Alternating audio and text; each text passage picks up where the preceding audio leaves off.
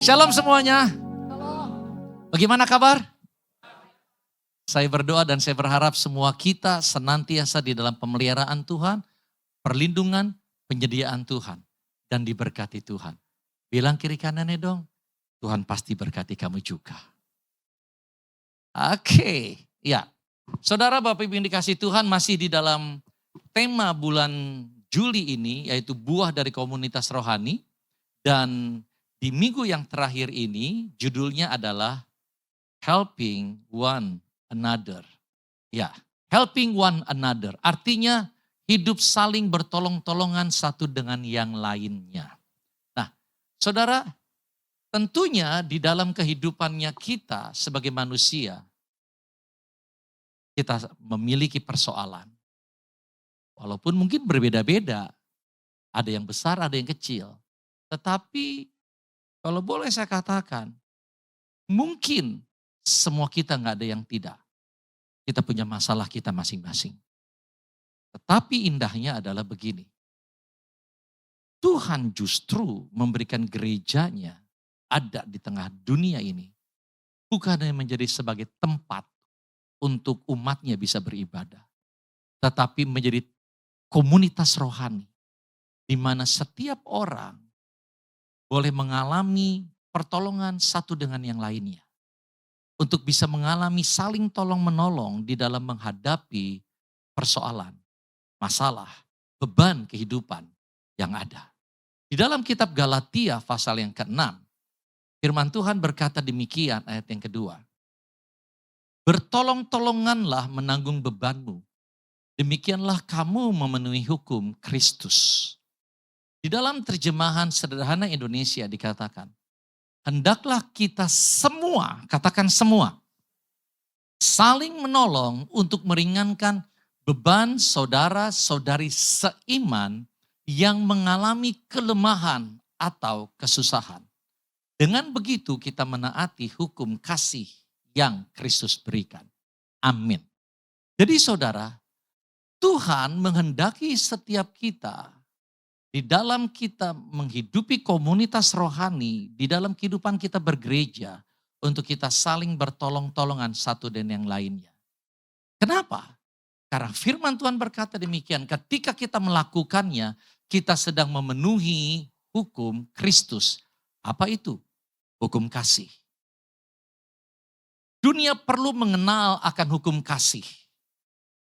Ada banyak tentang hukum di dalam dunia ini, tetapi saudara, kita diutus oleh Tuhan, ada ke dalam dunia, kita hidup di dalam komunitas rohani untuk kita belajar mempraktekkan hukum kasih, yaitu saling tolong-menolong.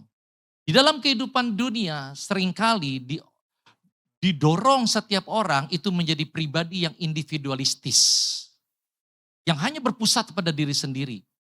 Pokoknya ya segala sesuatu itu untuk dirinya saya. Segala energi, segala sumber daya ya untuk kebutuhannya saya. Gak peduli dengan orang lain. Tetapi firman Tuhan mengajarkan hari ini, biarlah setiap kita menjadi pribadi-pribadi yang menaati hukum Tuhan yang adalah hukum kasih. Dengan cara apa? Kita saling bertolong-tolongan satu dan yang lainnya. Yang mengerti setuju katakan amin. Mari kita mau lihat sebentar firman Tuhan, setelah ayat 2 ada ayat yang kelima. Ini terkait dengan seperti apa sih prinsip saling tolong-menolong yang perlu kita hidupi di dalam kehidupan kita berkomunitas rohani atau bergereja. Di ayat yang kelima dikatakan demikian, sebab setiap orang harus memikul bebannya sendiri. Saudara, sepertinya ayat ini berbicara kontraproduktif itu dengan ayat yang kedua. Yang dimana di situ justru didorong untuk setiap orang berfokus untuk saling membantu di dalam memikul beban orang lain. Tetapi di ayat yang kelima justru dikatakan sepertinya bahwa kamu harus hidup fokus, pikul-pikukmu sendiri, kayak gitu loh. Dengan kata lain, seringkali orang jadi bingung terkadang berpikir bahwa yang benar yang mana? Saya harus saling membantu, saling menolong untuk memikul beban orang lain, ataukah saya yang penting fokusnya hidup pikul beban sendiri aja? Saudara, saya mau ajak kita melihat untuk lebih dalam, bahwa ternyata kata beban di dalam kedua ayat ini berbeda. Di dalam ayat yang kedua, kata beban di situ menggunakan bahasa Yunaninya adalah baros. Katakan baros. Di dalam ayat yang kelima, kata beban di situ, itu menggunakan bahasa Yunani adalah portion. Katakan portion. Nah, saudara, jadi ketika kita mengerti, oh ternyata ini kata yang berbeda, maknanya berbeda. Sehingga kita dapat memahami kenapa Paulus mengatakan di ayat yang kedua, hendaklah kamu saling membantu dalam memikul beban. Di ayat yang kelima, kenapa Paulus juga berkata, setiap orang harus memikul bebannya sendiri. Apa artinya kata baros dan portion? Di dalam ayat 2 kata baros itu berbicara tentang kesusahan atau penderitaan yang membutuhkan kehadiran orang lain. Di dalam kehidupan manusia terkadang ada masalah yang sepertinya sulit sekali dapat diatasi oleh orang itu sendiri. Dan dia membutuhkan bantuan dari orang lain. Nah, itulah baros. Tetapi portion itu berbicara, beban yang dimaksudkan di sini adalah sebuah tanggung jawab pribadi yang seharusnya dipikul oleh orang itu sendiri. Dan beban ini tidak bisa ditanggungkan kepada orang lain. Orang itu sendiri yang harus mengerjakan tanggung jawab pribadinya. Nah, saudara, seperti contohnya misal begini. Dua kata beban ini saya coba aplikasikan dalam praktek kehidupan berkomunitas. Ketika saudara sebagai anggota komunitas rohani melihat ada salah seorang teman di dalam komsel, di dalam live, kehilangan pekerjaan. Lalu dia sulit sekali untuk mendapatkan pekerjaan. Maka saudara sebagai teman rohani itu mengerjakan yang namanya memikul beban yang adalah baros orang itu. Dengan cara apa? Saudara membantu mencarikan pekerjaan buat dia. Mencarikan informasi, ini loh ada lowongan pekerjaan. Tetapi saudara tidak bisa mengerjakan portionnya mereka. Artinya yang harus kerja siapa? Dia yang harus kerja. Saudara hanya bisa memberikan, memikul beban dalam bentuk bantuan ya adalah supaya dia bisa menghadapi barosnya, bebannya. Nah, saudara, oleh karena itulah Paulus sempat berkata begini, kalau ada orang yang tidak mau bekerja, jangan makan. Apa artinya? Paulus sedang berkata begini, bahwa portion kamu harus kamu kerjakan. Kamu nggak bisa menyerahkan tanggung jawab yang harusnya kamu pikul, misalnya untuk bekerja, lalu kamu serahkan ke orang lain, ke teman komunitas rohani kamu, sehingga kamu merasa bahwa yang bertanggung jawab atas kehidupan kamu adalah teman rohani untuk memenuhi segala kebutuhannya kamu. Tanpa kamu mau mengerjakan portionnya kamu. Paulus berkata dengan keras, berkata, jangan makan kalau kayak gitu. Nah, saudara, saya mau ajak kita melihat hal ini supaya kita bisa memahami bagaimana caranya kita menghidupi prinsip saling tolong-menolong di dalam berkomunitas rohani. Sebab kalau enggak, saudara, maka kecenderungan ada orang-orang, di sini enggak ada, tetapi melalui pengertian ini, saya mau ajak kita lebih dalam, sehingga ada pada satu waktu itu, kenapa Paulus berkata, kalau kamu nggak kerja jangan makan. Kenapa? Karena di dalam komunitas rohani di zaman waktu gereja mula-mula, ada orang-orang yang tidak mengerjakan portionnya. Di dalam komunitas rohani itu. Nggak mau kerja tapi pengen makan. Jadi benalu. Menggantungkan hidupnya kepada orang lain.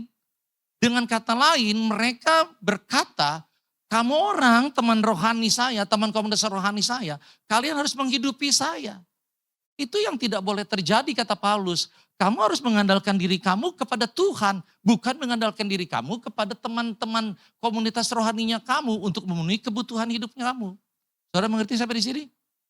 Jadi supaya kita mengerti hal ini dan kenapa Paulus berkata demikian. Karena Paulus ingin semua orang yang terlibat dalam komunitas rohani, mereka menjadi dewasa. Mereka mengalami pertumbuhan dalam kehidupan mereka. Sebab orang yang tidak mau mengerjakan portionnya mereka, beban sebagai tanggung jawab pribadi yang harus mereka sendiri pikul, mereka nggak akan pernah bisa bertumbuh menjadi dewasa. Yang ngerti setuju katakan amin. Nah hari ini kita ngerti dulu nih, seperti itu. Nah, saudara, saya mau ajak kita melihat. Kita baca sama-sama, 1, 2, 3. Komunitas rohani membantu menanggung beban, baros, tetapi tidak mengambil alih tanggung jawab pribadi, portion, seseorang. Jadi saudara, inilah yang perlu kita pahami di dalam kita konteks menghidupi budaya saling tolong-menolong dalam komunitas rohani. Nah, jadi inilah prinsip di dalam berkomunitas rohani, di dalam menghidupi budaya saling tolong-menolong. Ada satu hal yang saya mau ajak untuk kita melihat, goal, tujuan yang perlu kita lakukan, yang perlu kita pahami di dalam prinsip saling tolong-menolong ini. Bahwa saling bertolong-tolongan bukan berarti kita harus menyelesaikan semua masalah orang lain dalam komunitas rohani. Tetapi yang Tuhan mau, setiap kita memastikan tidak ada saudara seiman yang menghadapi bebannya sendiri. Ini yang perlu kita pahami di dalam kita berkomunitas rohani. Oke? Nah, sekarang saya akan masuk lebih jauh. Di dalam kita mempraktekkan budaya saling tolong-menolong, ternyata ada beberapa penghalang di dalam kehidupan seseorang. Baik dari sisi orang yang membutuhkan pertolongan, terkadang ada penghalang-penghalang yang menghalangi sehingga praktek saling tolong-menolong tidak terjadi di dalam komunitas rohani. Tetapi juga ada penghalang-penghalang yang ada di dalam diri orang-orang yang memberikan pertolongan. Nah, kalau penghalang-penghalangan dari sisi orang yang memberikan pertolongan ini dia tidak bisa mengatasi penghalang yang ada di dalam dirinya, maka praktek saling tolong-menolong juga bisa tidak berjalan di dalam komunitas rohani.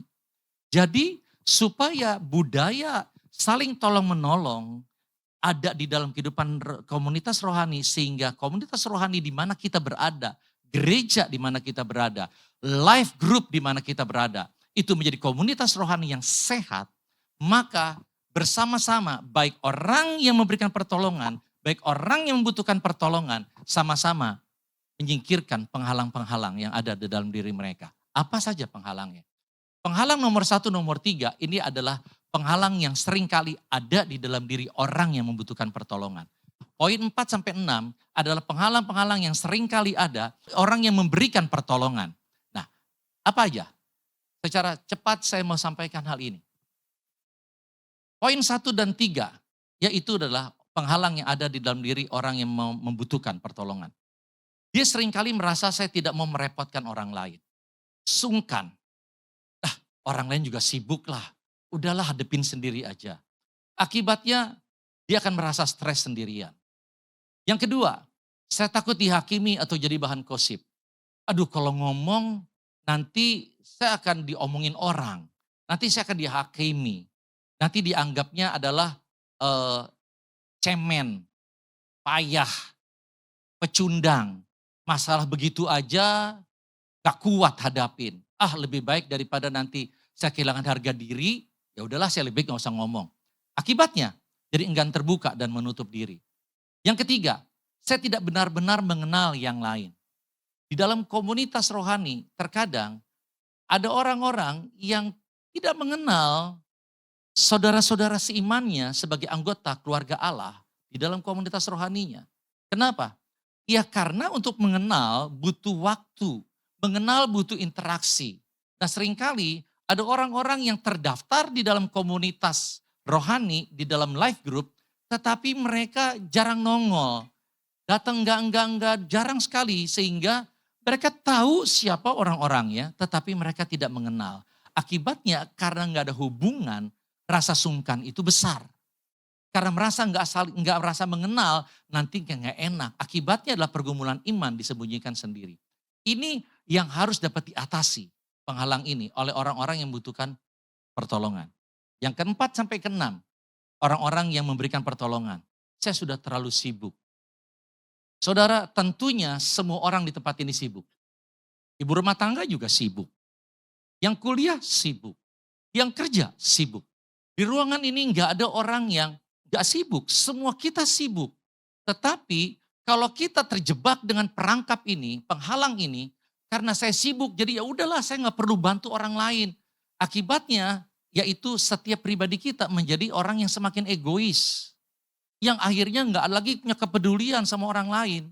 Nah, yang kelima adalah saya merasa tidak punya apa-apa untuk bisa menolong. Ini seringkali menjadi penghalang bahwa saya nggak bisa seperti orang itu, bisa memberikan sebanyak itu. Saya nggak bisa seperti orang itu, bisa melakukan sebanyak seperti dia. Tetapi saya mau ingatkan, siapapun kita di ruangan ini selalu diberikan potensi oleh Tuhan, kemampuan untuk dapat menolong orang lain.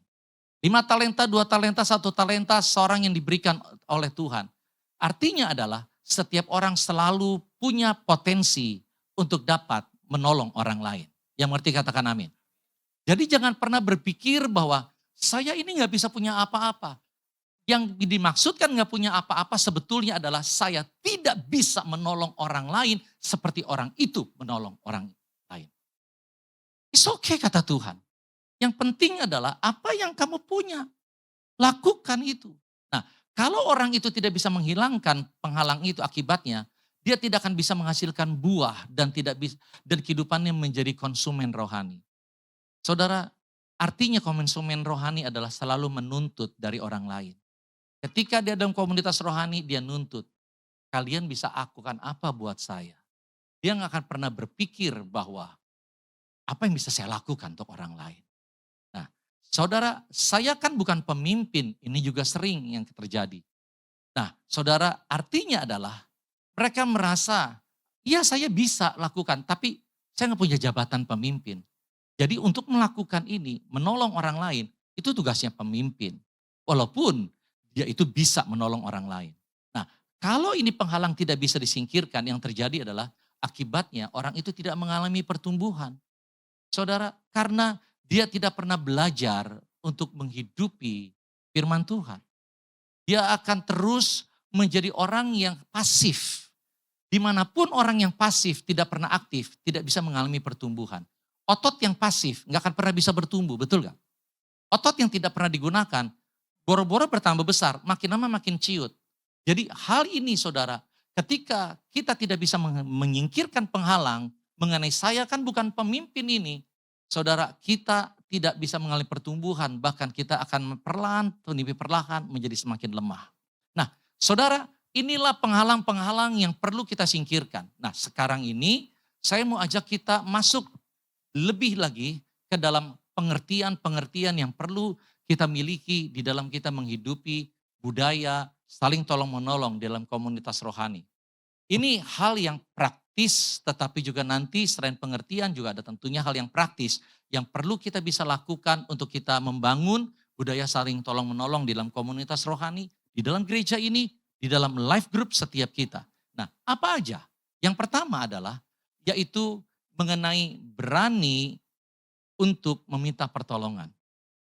Saudara, seringkali di dalam gereja kita diajarkan tentang kita harus menjadi orang yang mau memberi pertolongan. Betul? Terkadang jarang di dalam gereja diajarkan, kamu harus berani meminta pertolongan. Nah, hari ini saya mau ajak untuk kita melihat. Terkadang poin ini enggak semua orang, tetapi ada orang-orang tertentu yang sulit banget untuk minta pertolongan. Karena tinggi hatinya, sehingga dia merasa kalau saya minta tolong sama orang, saya akan direndahkan. Gak mau dia minta tolong. Sesusah apapun, dia gak akan pernah minta tolong sama orang. Kenapa? Masalahnya adalah dia punya ego, rasa kesombongan, tinggi hati. Kalau saya nanti minta tolong sama orang, saya akan direndahkan nantinya. Itu minta tolong itu tanda kelemahan, tanda ketidakberdayaan.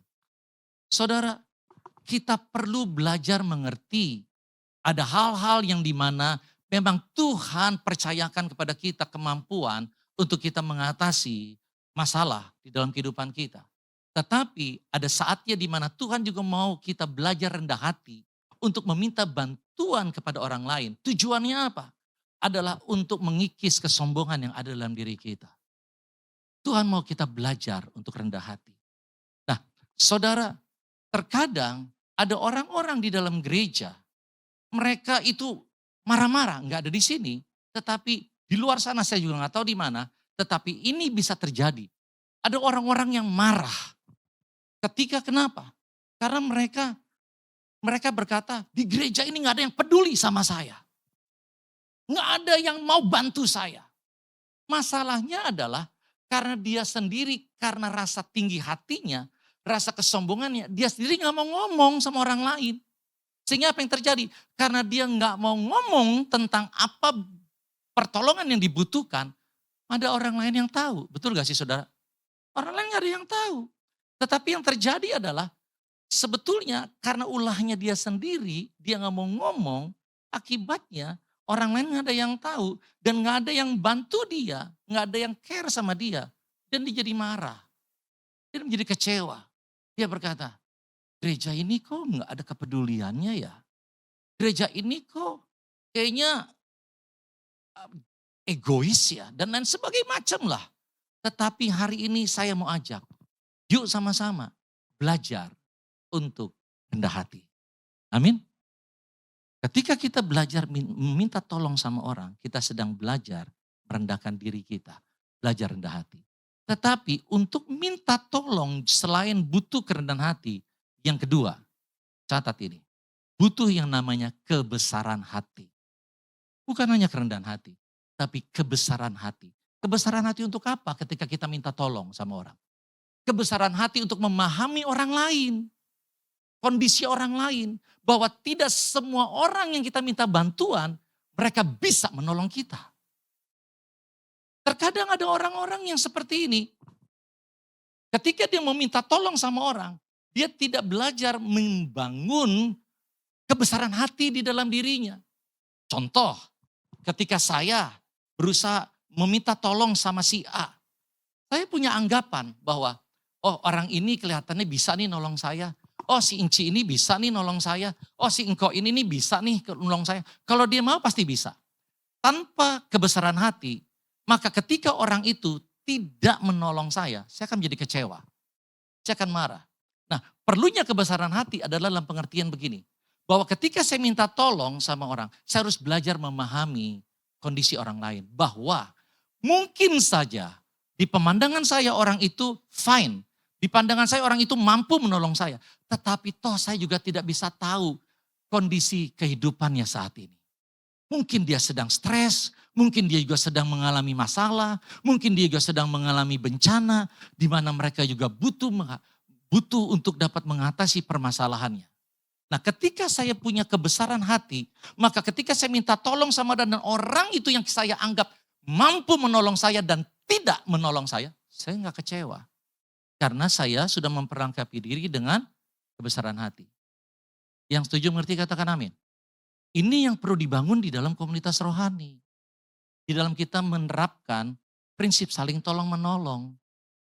Kenapa? Karena seringkali di dalam gereja kita sudah sering dengar. Kita harus saling tolong menolong, saling tolong menolong. Tetapi di dalam area ini ada banyak orang yang gagal paham. Sehingga mereka sepertinya menuntut. Lah, dia kan seharusnya bisa. Kalau dia nggak nolong saya, itu namanya dia jahat. Dia orangnya memang nggak peduli. Ah, udahlah, saya nggak mau lagi di gereja ini. Ah, udahlah, saya nggak mau di komsel ini. Ya, orangnya pada nggak mau nolong saya sih. Padahal mah mampu-mampu mereka bisa menolong saya. Menurut saya itu bisa. Apa sih masalah saya kan cuma masalah sekecil ini doang. Seharusnya mereka bisa. Nah, saudara, hari ini saya mau ajak. Ketika kita mau belajar, berani meminta bantuan, milikilah, bangunlah kerendahan hati dan kebesaran hati di dalam diri kita. Amin. Yuk kita baca sama-sama. 1, 2, 3.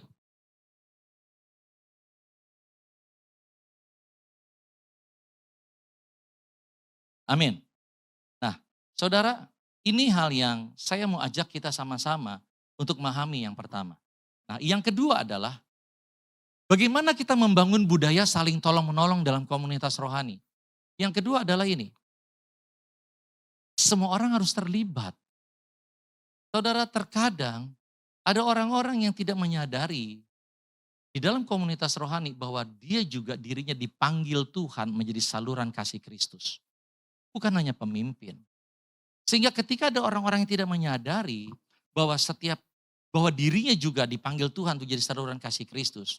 Ketika ada kesempatan ketika ada potensi yang Tuhan berikan untuk kita menolong orang lain, dia akan berkata begini, seharusnya kan pemimpinnya dong.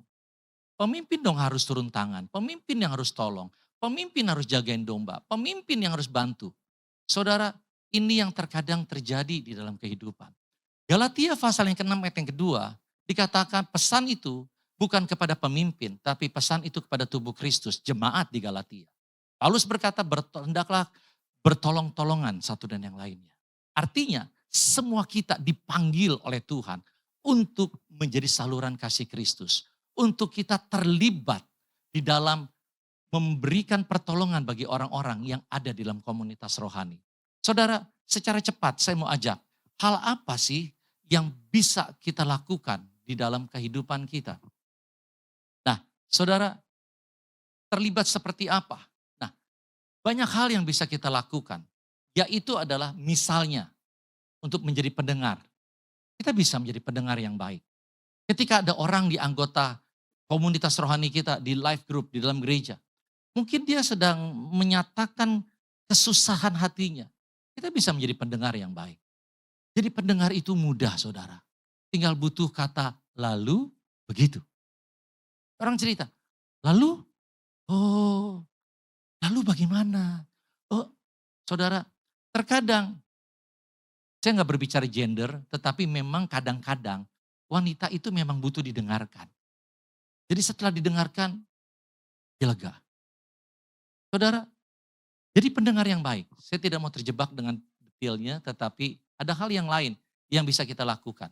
Mungkin kita bisa menolong teman kita yang sudah mulai jauh dari Tuhan. Dalam komunitas rohani, sudah jarang datang ikut komunitas rohani. Bisa kita lakukan apa? Untuk mengingatkan dia. Ci, kelihatannya udah berapa kali gak kelihatan? Ada apa ya? Apakah ada hal yang perlu dibantu? So, bisa kita lakukan seperti itu. Atau kita bisa katakan, Ci, minggu depan datang ya. Kita orang udah kangen loh sama kehadiran Ci. Atau kehadiran engkau. Bisa nggak kita lakukan itu? Bisa. Kita bisa lakukan itu. Pada saat ketemu di gereja, kita bisa lakukan itu. Aduh puji Tuhan bisa ketemu kamu di ibadah. Saya pengen loh ketemu kamu juga nanti di Komsel. Di dalam live. Datang ya. Bisa nggak kita lakukan itu? Bisa. Nggak harus nunggu live leader kita yang melakukan hal seperti itu. Nah saudara, atau juga mengunjungi teman rohani kita, teman komunitas rohani kita yang sedang sakit. Kunjungi. Mungkin kita berkata, tapi saya kan gak bisa doa. Gak apa-apa. Yang penting kunjungin aja. Saya dengar kamu sakit. Sakit apa? Semoga cepat sembuh ya. Ya udah. Kalau gak bisa doain ya udah, gak apa-apa. Ya pulang. Atau kalau saudara bisa bawain bingkisan, makanan. Ya sekecil apapun, ya bawain aja. Atau misalnya ketika dia butuh masuk rumah sakit, gak punya transport, saudara bisa bantu, berikan bantuan untuk nganterin, bila itu diperlukan. Saudara, ada hal yang lain lagi apa? Mendoakan. Mendoakan orang lain. Mendoakan bagaimana? Ya mungkin gak perlu seperti kayak si A, si B, lu doain. Oh ke Pak Santo doain, gak perlu. Saudara bisa doakan itu. Bisa katakan, Tuhan Yesus sembuhkan kamu. Amin. Udah, that's it. Saudara, tetapi itu perlu dilakukan langsung. Jangan nunggu. Kadang-kadang di sini sih nggak ada. Ketika ada orang cerita, aduh saya lagi punya masalah nih, masalahnya begini, gini, gini. Tolong dukung doa ya. Lalu jawabannya orang yang itu berkata apa? Ya, nanti saya dukung doakan. Tapi yang terkadang terjadi masalahnya adalah suka lupa. Betul gak sih? Setelah pulang mah lupa. Nah tetapi indahnya adalah kalau saudara pada saat waktu itu ambil kesempatan. Oh gitu ya dukung doa ya. Oke sekarang aja yuk kita doa. Yuk doain. Dengan kalimat-kalimat yang pendek. It's okay. Saudara itu yang bisa kita lakukan. Nah saudara juga hal yang lain. Misalnya ada orang yang kehilangan pekerjaan. Saudara bisa saudara bisa memberitahukan informasi. Ada lowongan pekerjaan di sini, di sini. Itu juga yang saudara bisa lakukan. Seintinya adalah saudara ada banyak hal yang bisa dilakukan. Ketika ada orang yang kedukaan, tanya kira-kira bantuan apa yang bisa saya berikan. Kayak gitu. Ketika ada yang melahirkan, tanya kira-kira Ada apa yang saya bisa bantu? Kalau mungkin saudara bisa bawakan sesuatu, bawakan sesuatu. Kalau enggak bisa, enggak apa-apa. Tetapi senggangannya mengusahakan. Yang setuju katakan, heeh. Nah, saudara, mungkin kalau saudara cuma bisa gini, aduh saya cuma bisa bawa selembar pempes, ya nggak apa-apa. Bawain aja daripada enggak. Betul gak sih saudara? Terkadang kita itu terlalu lebay.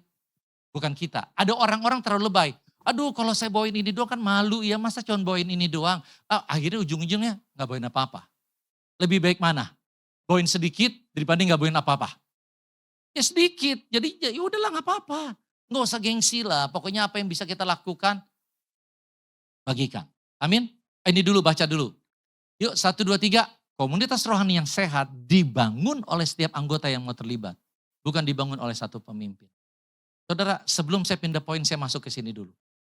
Untuk membangun komunitas rohani yang besar, life yang banyak jumlahnya, itu memang bisa dibangun oleh satu orang pemimpin yang hebat. Bisa. Dia undang pembicara yang top, dia undang worship leader, pemusik yang keren, dia sediakan fasilitas yang baik, yang mewah. Orang akan datang nggak? Orang akan datang. Tetapi mereka datang menjadi konsumen. Hanya ingin menjadi penikmat. Nanti minggu depan dia akan tanya, makanannya apa? Ada apa? Ngapain di dalam live? Saudara, siapa yang khotbah? Yang pimpin pujian siapa? Saudara, mereka akan menjadi menuntut apa yang bisa saya dapatkan. Tetapi komunitas rohani yang sehat itu berisikan adalah orang-orang yang datang dengan sikap hati yang berkata, apa yang bisa saya lakukan untuk teman-teman dalam komunitas rohani saya. Dan komunitas rohani yang sehat hanya bisa terjadi ketika semakin banyak anggota-anggota di dalam komunitas sel, di dalam life group terlibat. Yang ketiga adalah bangun kebiasaan follow up. Saudara, baik sekali kalau kita sudah terlibat. Nanyain, Ci bagaimana kabarnya? Kok bagaimana kabarnya? Bagus gak? Bagus. Tetapi akan menjadi jauh lebih manis, jauh lebih indah, jauh lebih elok. Kalau setelah itu pun kita memfollow up kondisi orang itu. Betul gak sih? Ci, masalah Ci yang waktu itu cerita bagaimana sekarang? Kondisinya kayak apa? Itu orang akan jauh lebih merasa diperhatikan, dihargai, dibantu. Walaupun mungkin kita cuma seperti itu. Lalu mungkin kita berkata bahwa, oh belum ya, oh belum beres ya. Oke deh, yuk kita doa lagi yuk. Atau kata-kata penyemangat dari kita, tetap kuat ya Ci ya. Oke, saudara bisa nggak kita lakukan? Bisa. Tetapi masalahnya adalah kita suka bukan saudara, sorry. Saya nggak mau pakai kata kita, saudara bukan orang yang pelupa. Saya itu suka lupa untuk follow up itu, maka itu saya belajar, saya berusaha. Karena saya itu suka lupa. Nah walaupun udah berusaha aja masih suka lupa, apalagi kalau nggak berusaha. Saya coba ingetin. Dan saudara, kemarin saya itu live group dengan beberapa orang. Di dalam live group itu, ada seorang yang bicara begini. Saya ini lagi punya struggle di dalam kehidupan rohani saya. Bla bla bla bla bla bla bla. Singkat ceritanya dia bilang kayak gini. Tolong dukung saya, bantu cek saya untuk ke depan secara periodik. Bagaimana kondisi kerohaniannya saya. Oke, saya bilang gitu. Lalu apa yang saya lakukan? Saya tahu saya bisa suka lupa. Saya tulis di kalender. Saya tulis di kalender every week. 4 minggu ke depan, ini ada nih di kalender saya. Setiap minggu saya akan cek dia. Bagaimana kondisi rohaninya? Apakah sudah refresh gak kondisi rohaninya? Seperti apa pergumulannya? Apa yang dia sedang hadapi? Apa yang bisa saya bantu? Itu setiap minggu akan muncul notifikasi di dalam handphone saya. Untuk saya memfollow up dia. Kenapa? Bukan karena saya keren. Justru karena saya itu pelupa. Saya itu bisa mudah lupa dengan segala activity yang ada. Bagaimana dengan hal itu? Maka itu saya berusaha menggunakan teknologi untuk membantu saya. Ini contoh yang saya coba lakukan. Tentunya ada banyak hal yang lain yang saudara juga bisa lakukan. Tetapi kalau kita punya pemahaman yang benar, yang pertama untuk membangun budaya saling tolong menolong, yaitu adalah saya perlu berani untuk meminta bantuan. Yang kedua, saya perlu untuk terlibat, bukan hanya pemimpin sama saya, semua kita perlu terlibat. Dan yang ketiga, untuk saya untuk belajar, membiasakan diri, memfollow up teman-teman komunitas rohani saya. Maka saya percaya, cepat ataupun lambat, day by day, gak tahu berapa lama, tetapi pasti komunitas rohani kita akan menjadi semakin sehat. Yang sehat pasti bertumbuh. Tanya dokter deh. Yang sehat pasti bertumbuh. Yang gak sehat seringkali tidak bertumbuh. Otot yang sehat pasti bertumbuh. Betul gak sih saudara? Tubuh yang sehat pasti bertumbuh. Tetapi komunitas rohani yang sehat juga sama. Ketika sehat pasti bertumbuh. Tetapi jangan targetkan besarnya. Jangan targetkan banyaknya. Tapi targetkan sehatnya. Hari ini saya undang worship leader, saya undang pemusik. Biar hari ini melalui pesan firman Tuhan yang kita sudah dengar. Saya berdoa biarlah di dalam hati kita muncul sebuah kerinduan. Tuhan pakai hidup saya. Saya mau terlibat Tuhan. Di dalam komunitas saya gak mau jadi konsumen. Saya mau terlibat. Apa yang bisa saya lakukan untuk menolong teman-teman di dalam komunitas rohani saya. Saudara, sebentar kita angkat sebuah pujian. Dan saat ini saya mau ajak kita sama-sama bangkit berdiri. Angkat pujian ini sebagai hati kita yang terbuka buat Tuhan. Sebagai seruan hati kita, sebagai doa kita kepada Tuhan. Untuk kita sama-sama mau diri kita dipakai oleh Tuhan. Untuk di dalam membangun komunitas rohani yang sehat. Dengan budaya saling tolong menolong yang kita mau hidupi.